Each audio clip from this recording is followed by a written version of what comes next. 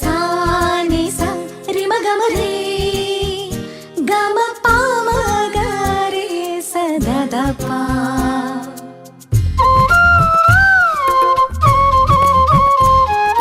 புல்வெளி பெய்யும் சாரலை போல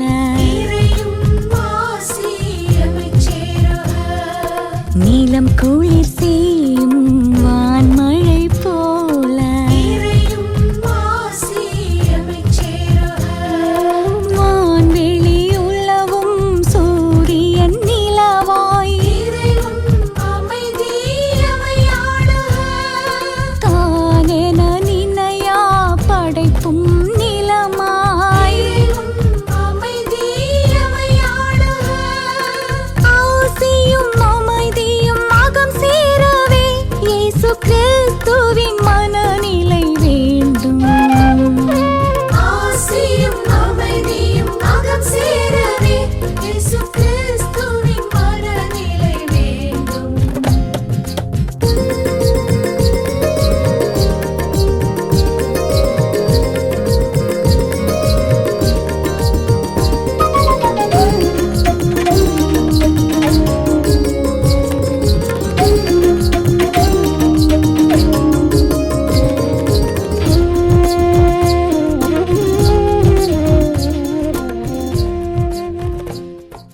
தந்தை மகன் தூய ஆவியாரின் பெயராலே ஆமேன். ஆண்டவர் இயேசு கிறிஸ்துவுக்குள் வாழ்கின்ற அருமையான என் சகோதர சகோதரிகளை, ஆண்டினுடைய பொதுக்காலம் 16வது ஞாயிற்றுக்கிழமையில் இருக்கின்றோம். இன்றைய தினத்தில் ஆண்டவர் இயேசு கிறிஸ்து அருமையான ஒரு செய்தியை கொடுக்கின்றார். லூக்கா செய்தி பிரிவு 10:38 42 வரை உள்ள இறை வார்த்தையாக இருக்கின்றது. இந்த நாளில் ஆண்டவர் கொடுக்கின்ற செய்தியானது மையமாக நாம் சிந்திக்கக்கூடிய மைய சிந்தனையானது மார்த்தா மரியாள் போன்று, மார்த்தா மரியாள் போன்று என்று சொல்லுகின்ற மைய சிந்தனையை எடுத்திருக்கின்றோம். உங்களுக்கு இறை வார்த்தையை வாசிக்கின்றேன். அதற்கு தொடர்ச்சியாக சிந்தனைக்கு கடந்து செல்வோம். அவர்கள் தொடர்ந்து சென்று கொண்டிருந்தார்கள். அப்போது இயேசு ஒரு ஊரை அடைந்தார். அங்கே பெண் ஒருவர் அவரை தம் வீட்டில் வரவேற்றார். அவர் பெயர் மார்த்தா. அவருக்கு மரியா என்னும் சகோதரி ஒருவர் இருந்தார். மரியா ஆண்டவருடைய காலடி அருகில் அமர்ந்து அவர் சொல்வதை கேட்டு கொண்டிருந்தார். ஆனால் மார்த்தா பற்பல பணிகள் புரிவதில் பரபரப்பாகி இயேசுவிடம் வந்து, ஆண்டவரை நான் பணிவிடை செய்ய என் சகோதரி என்னை தனியே விட்டுவிட்டாளே, உமக்கு கவலை இல்லையா? எனக்கு உதவி புரியும்படி அவளிடம் சொல்லும் என்றார். ஆண்டவர் அவரை பார்த்து, மார்த்தா மார்த்தா, நீ பலவற்றை பற்றி கவலைப்பட்டு கலங்குகிறாய். ஆனால் தேவையானது ஒன்றே. மரியாவோ நல்ல பங்கை தேர்ந்து கொண்டாள், அது அவளிடமிருந்து எடுக்கப்படாது என்றார். கிறிஸ்து வழங்கும் நற்செய்தி. கிறிஸ்துவை உமக்கு புகழ். ஆண்டவர் இயேசு கிறிஸ்துவுக்குள் வாழ்கின்ற அருமையான என் சகோதர சகோதரிகளே, இன்றைய செய்தியானது மிக தெளிவாக இருக்கிறார். ஜெபமா செயல்பாடா? தவ வாழ்வா தான வாழ்வா? ஆலயம் சார்ந்த வாழ்வா அயலானுடைய பணி சார்ந்த வாழ்வா? மார்த்தாவா மரியாவா? இதில் யார் முக்கியம்? இதுதான் இன்றைய உலகம் முழுவதும் இருக்கின்ற சிந்தனையாக இருக்கிறது. எல்லோருக்கும் கேள்விகள் எழுகின்றன. கான்டம்ப்ளேட்டிவ் லைஃப்பில், தியான வாழ்க்கையில், தவ வாழ்க்கையில், துறவற வாழ்க்கையில் இருந்தால் ஜெபத்திலே இருக்க வேண்டும் என்று சொல்லுகின்ற ஒரு சிந்தனை இருக்கின்றது. ஆழ்ந்து சமூகத்தில் ஈடுபடுகின்றவர்கள், சமூக ஈடுபாட்டை அதிகரிக்கின்றவர்கள், சமூகத்தை பற்றி கவலைப்படக்கூடியவர்கள், செயல்பாடுகளில் இருக்கின்றவர்களுக்கு ஆன்மீகம் இல்லை என்று சொல்லுகின்ற குற்றச்சாட்டும் இருக்கிறார். ஸ்டான் சுவாமியினுடைய வாழ்க்கை. ஸ்டான் சுவாமி தமிழ்நாட்டிலே பிறந்து தன்னுடைய வாழ்வை ஆண்டவருக்கு அர்ப்பணிக்க வேண்டும் என்று சேசுவை குருவாகி வட இந்தியாவிற்கு சென்று ஜார்க்கண்டில் இருந்த மக்களுக்கு உதவி செய்ய போனார். அவர்களுக்கு உதவி செய்ய வேண்டும் என்று சொன்னால் அவர்கள் மலைவாசிகள், ஆதிவாசிகள், பழங்குடியினர்கள், பிற்படுத்தப்பட்டவர்கள். எனவே அவர்களை பாதிக்கின்ற பல்வேறு காரியங்களை உற்று கவனிக்கின்றார். அவர்களை மற்ற ஜாதியினர்கள் மதிப்பதில்லை, ஏற்றுக்கொள்வதில்லை. சட்டங்கள் பாரபட்சமாக இருக்கின்றன, அதிகாரிகள் பாரபட்சமாக இருக்கிறார்கள், அடக்குமுறைகள் இருக்கின்றன. அவர்கள் இருக்கின்ற நிலத்திலிருந்தே அவர்களை தூக்கி எறிந்துவிட வேண்டும் என்று திட்டம் போடுகிறார்கள். எனவே ஸ்டான் சுவாமி என்ன செய்கிறார் என்றால், சட்டங்களை படித்து அவருடைய சட்ட பாதுகாப்பை உறுதி செய்ய முயற்சி எடுக்கிறார். சட்டங்களை அவர்களுக்கு சொல்லிக் கொடுக்கிறார். எனவே பல இடத்திலே மக்கள் வீண்டெழுந்து கோபம் கொண்டு அரசுக்கு எதிராக குரல் எழுப்பத் தொடங்கினார்கள், போராட்டம் செய்ய தொடங்கினார்கள். அப்பொழுதெல்லாம் ஸ்டான் சுவாமி அவருடைய துறவர சபையினுடைய ஒழுங்குமுறைப்படி காலை ஜெபம், மதிய ஜெபம், மாலை ஜெபம், இரவு ஜெபம் என்றெல்லாம் சொல்லி கொண்டிருப்பது இல்லை. எனவே அவரை சார்ந்த பணியாளர்கள் கூட குறை சொன்னார்கள். இவர் ஜெபிப்பதே இல்லை என்று சொன்னார்கள், ஆலயத்திற்கு செல்வதில்லை என்று சொன்னார்கள், இவர் அருள் பணியாளர் இல்லை, வெறும் சமூக பணியாளரா என்று கேள்வி எழுப்பினார்கள். இந்த கேள்விகளை எல்லா தளங்களிலும் பலரும் எழுப்புவதை நாம் பார்க்கின்றோம். சமூகத்தில் ஈடுபடுகின்ற பொழுது அதிகமாக இந்த சடங்குகள் ஆசாரங்களில் நாம் கலந்து கொள்ள முடிவது இல்லை, இயல்பான ஒன்று. எனவே எல்லோரும் சந்தேகப்படக்கூடியது இவர்களுடைய ஆன்மீகம் என்ன, இவர்கள் என்ன ஆன்மீகத்தை பின்பற்றுகிறார்கள் என்று.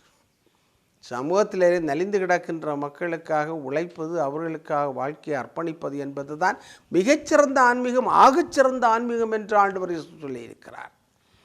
மத்தேயு நற்செய்தி 25 இறுதி தீர்வையின் போது ஆண்டவர் பேசுகின்ற பொழுது, நான் பசியாயிருந்தேன் எனக்காக ஜெபித்தாயா என்று கேட்கவில்லை, நான் ஆடையின்றி இருந்தேன் எனக்காக ஜெபித்தாயா என்று கேட்கவில்லை, நான் சிறையில் இருந்தேன் நீ ஆலயங்களை கட்டினாயா என்று கேட்கவில்லை. மாறாக, நான் சிறையில் இருந்து என்னை பார்க்க வந்தாயா, பசியாக இருந்தேன் எனக்கு உணவு கொடுத்தாயா, ஆடையின்றி இருந்து எனக்கு ஆடை கொடுத்தாயா, தனிமையில் இருந்தேன் என்னை ஏற்றுக்கொண்டாயா, அந்நியனாக இருந்தேன் எனக்கு வழிகாட்டுதல் கொடுத்தாயா, ஆதிவாசியாக இருந்தேன் என்னை கண்டு கொண்டாயா, பழங்குடியினராக இருந்தேன் என்னை பார்க்க வந்தாயா என்றுதான் கேட்பார். எனவே இந்த இரண்டு காரியங்களையும் சரியாக பேலன்ஸ் செய்து கொண்டு போக வேண்டும் என்பதுதான் என்னுடைய சிந்தனையாக இருக்கிறது. எனவே ஆன்மீகம் என்று சொல்லக்கூடியது ஆலயம் மட்டும் சார்ந்தது அல்ல, வழிபாட்டு மட்டும் சார்ந்தது அல்ல, சடங்குகளை மட்டும் சார்ந்தது அல்ல. மாறாக உண்மையான வழிபாடு என்பது யோவான் நற்செய்தியில் சமாரிய பெண்ணுக்கு ஆண்டவர் சொல்வது போன்று ஆவியிலும் உண்மையிலும் வழிபடுதல் தான் உண்மையான வழிபாடு என்று ஆண்டவர் சொல்லுகிறார். அதற்காக வேண்டி ஜெபம் செய்ய வேண்டாமா? ஜெபம் செய்ய வேண்டும், தானம் செய்ய வேண்டும், தபம் செய்ய வேண்டும். ஜெபத்திலே ஊறி அந்த விசுவாசத்தில் நம்பிக்கையை பெற்று தைரியத்தை பெற்று விடாமுயற்சியோடு போராடுவதே ஆன்மீகம்தான்.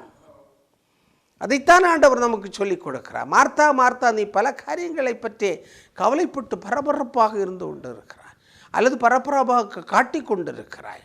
அதில் மார்த்தாள் அமைதியாக இருந்து நான் சொல்வதை கேட்டு பின்பற்றுவதற்கு தயாராக இருக்கிறாள். அதைத்தான் அன்னை கன்னிமரியாளுடைய வாழ்க்கையிலும் பார்க்கின்றோம். பரபரப்படைந்த ஒரு வாழ்க்கை அல்ல, மாறாக எல்லாவற்றையும் முற்று கவனித்து உள்ளத்திலிருந்து சிந்தித்து தியானித்து கல்வாரி மட்டும் பயணம் செய்கின்ற ஒரு உறுதியான விசுவாசத்தை, இறையாட்சியுடைய பிடிப்பை கொண்டிருந்தார். எனவே இன்று உலகத்தில் பார்க்கின்ற பொழுது அன்னை தெரசாள் போன்று இருக்க வேண்டும் என்று சொல்வார்கள், உண்மைதான். அம்பேத்கர் போன்றும் இருக்க வேண்டும், அதுவும் உண்மைதான். அன்னை தெரசாள் போன்று ஜபிக்க வேண்டும், பணிவிடை செய்ய வேண்டும்.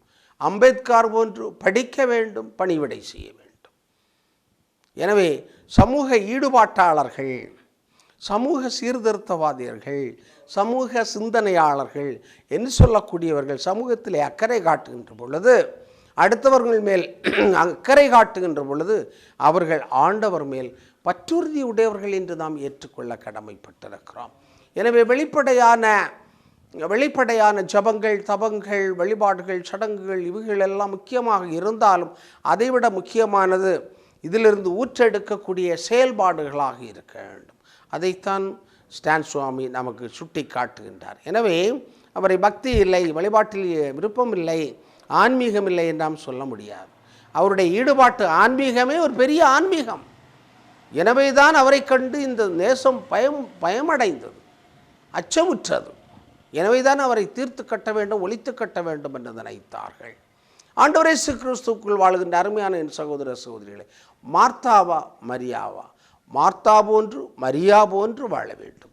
மார்த்தாவை போன்று உபசரிப்பதிலும் சமூக ஈடுபாட்டை காட்டுவதிலும் அல்லது பணிவிடை செய்வதிலும் ஆர்வம் இருக்க வேண்டும். அதே நேரத்தில் ஆண்டவருடைய திருவுளத்தை கண்டுபிடிப்பதில், ஆண்டவருடைய இறைவார்த்தையை படிப்பதில், அவரிடத்தில் ஜெபிப்பதில் ஆழ்ந்த விசுவாசத்தை வளர்த்து கொள்வதில் ஈடுபாட்டு ஆன்மீகத்தை உருவாக்குவதற்கான ஆவின் கொடைகளை பெற்றுக்கொள்வதிலும் நாம் நிச்சயமாக அதிகமாக பங்கு கொள்ள வேண்டும், ஈடுபட வேண்டும் என்று ஆண்டவர் இன்று நமக்கு அழைப்பை விடுக்கிறார். மார்த்தா போன்று மரியா போன்று என்று தலைப்பு கொடுப்பதனுடைய அர்த்தமே அதுதான். மார்த்தா போன்றும் இருக்க வேண்டும், மரியா போன்றும் இருக்க வேண்டும். ஜெபிப்போமாக. எங்கள் நல்ல தந்தை இறைவா, இந்த வேளைக்காக நாங்கள் உமக்கு நன்றி செலுத்துகின்றோம். நாங்கள் மார்த்தாவை போன்றிருக்க வேண்டுமா, மரியாவை போன்றிருக்க வேண்டுமா என்று சொல்லுகின்ற கேள்வியானது எங்களுடைய உள்ளங்களில் எழுகின்ற பொழுது மார்த்தா போன்று பணிவிடை செய்கின்றவர்களாகவும், மரியா போன்று சிந்தித்து தியானித்து ஜெபிக்கின்றவர்களாகவும், இரண்டையும் கலந்து சமூகத்தினுடைய ஈடுபாட்டிற்காக உழைக்கின்றவர்களாகவும் இருக்க வேண்டும் என்று எங்களுக்கு சொல்லிக் கொடுக்கின்றார். இந்த செய்தியை கொடுத்ததற்காக நாங்கள் உமக்கு நன்றி சொல்லுகிறோம். ஆண்டவரே, எங்கள் அனைவரையும் ஆசீர்வதித்தோம். குறிப்பாக மரியா விஷன் சேனலை பார்த்து கொண்டிருக்கின்ற அன்பின் பிள்ளைகளுக்காக, பெற்றோர்கள், பெரியவர்கள், இளைஞர்கள், நோயாளிகள், படிக்கின்றவர்கள், குழந்தைகள் அனைவருக்காக நாங்கள் ஜெபிக்கின்றோம். ஆண்டவரே, இந்த நாளில் அனைத்து குடும்பங்களையும் ஆசிர்வதித்து அபரிமிதமாக ஆசிர்வதித்து வழி நடத்த வேண்டுமாய் எங்கள் ஆண்டவரும் திருமகனுமாகிய இயேசு கிறிஸ்து வழியாக உம்மை பார்த்து மன்றாடுகிறோம். ஆமென். தந்தை, மகன், தூய ஆவியாரின் பெயராலே ஆமென்.